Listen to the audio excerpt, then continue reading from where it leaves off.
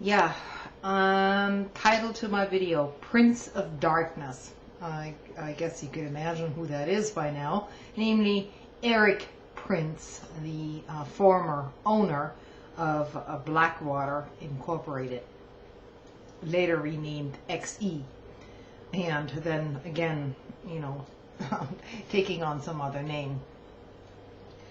Now, this is a man who is essentially a soldier of fortune. So the ideology that this man follows, except for, praising God at the same time, is money. And that is his ideology. It is the ideology behind his entire enterprise. Because once he can make enough money and build up millions of dollars to have his own little army force, mercenary force out there, he will do just about anything for anybody as long as they pay him enough money. So, case in point, and I'm sure you've heard of it by now, he is now building up a foreign mercenary force for the United Arab Emirates. Nice. Now, this is the same security force that the United States State Department hired for their own protection, for their own diplomats. And I might want to add, this is, once again, a bipartisan effort because it happened both under Bush and under Obama. Evidently, the guy got into so much legal trouble, including extrajudicial killings and some collateral damage stuff, in Iraq, where civilians were killed point blank, and so on. And evidently, that was okay with the United States State Department as long as their diplomats were protected by a bunch of thugs who were to be paid enough money. Now these same thugs are being paid by the United Arab Emirates. They're, whatever it is. The Crown Prince of Abu Dhabi. And, Abu Dhabi is a small Arab nation, and most of their workforce comes from other countries. So in other words, they hire Filipinos and people from other poor nations to do the dirty work for them, like cleaning rooms and fixing the sewers and things like that. So they're specifically hired, Blackwater that is, by another name, in order to make sure that these people don't get too pissed off, and so that if some sort of insurrection happens in that country, it's going to be crushed by that military force that Erik Prince is setting up, because he is such a humanitarian and so much, in love with Jesus and the downtrodden.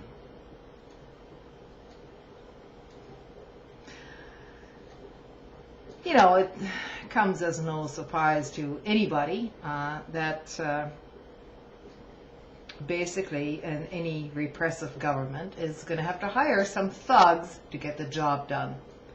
So became a little bit dicey here in terms of legal terms for Erik Prince. So they kind of shoved him aside and said, "Look, you need to reorganize your company. You need to innovate, so to speak." And that innovation is absolutely working in the interest of U.S. foreign policy in the Arab world as well. So, while officially proclaiming, that we're supportive of the uprisings in the Middle East, of the ordinary people. Basically what we're doing, once again, is suppressing those uprisings. And I may want to add, a caveat here, because not all of these uprisings are the same. They can at times be manufactured. Now, in case of Libya, that's a completely separate problem, because that uprising with these rebels in Libya is not real. That uprising is being financed by Western powers who have other machinations for that country in mind. So, once rebels who haven't even won on the battleground, so to speak, are able to set up their own central bank in Libya, supported by the IMF and others, you basically have to kind of question things. You know what I mean?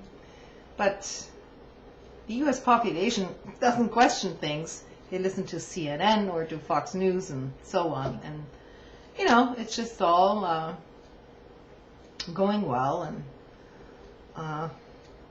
there really isn't any recession. Employment is on the upswing, especially for low-wage workers and people who don't get any more benefits, and all under the mantra, as Ron Paul likes to say, of competition, free market competition.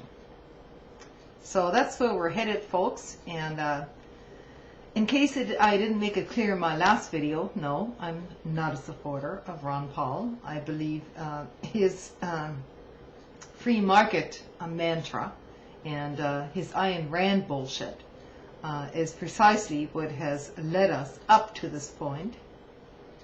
And it's only going to get worse if these policies become further and further implemented.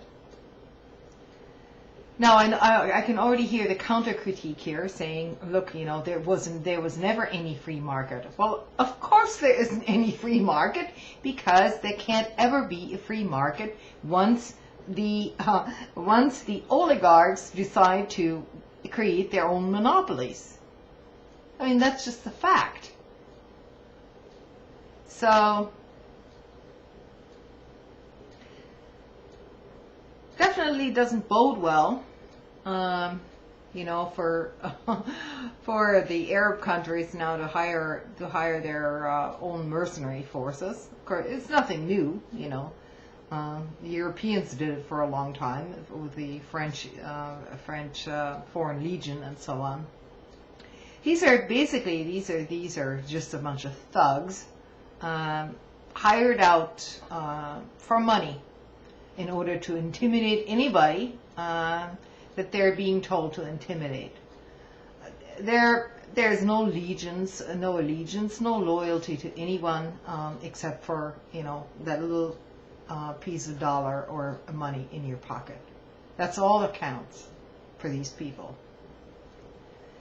And I would also like to add that these assholes are actually giving a bad name to the Navy SEALs and to people who actually are trying to protect our nation. I mean, that's a whole nother subject here, but let's just say some of those people aren't complete assholes. They have to follow orders, yes, but they're not going to be too interested in forming their own little armies and companies in order to support dictatorships around the rest of the globe. Well, possibly they might be too patriotic in thinking that their own government isn't doing the same thing. So that's all I've got to say. I've known a couple of these people, which were upstanding people. They really believed in human rights, and they would have protected families and so on. But these assholes, Eric Prince assholes, and You know, his bunch of thugs that he's training in some training camp somewhere, they don't care. What they care about is their own pocketbook, their own little enclave, their own little family, and to hell with everybody else. That's their mantra. And these are the people that we were employing to protect our State Department. Now, this is something that you should really try to wrap your head around, because, you know, that's basically the hallmark of oppressive government. That you have to hire thugs and hit squads to protect your politicians.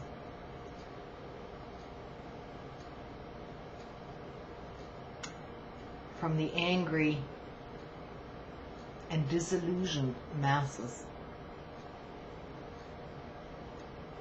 It's absolutely nothing new in history about this.